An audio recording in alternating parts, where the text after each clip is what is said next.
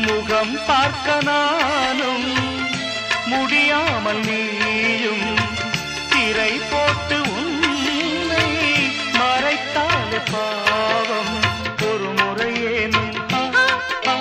திருமுகம் காண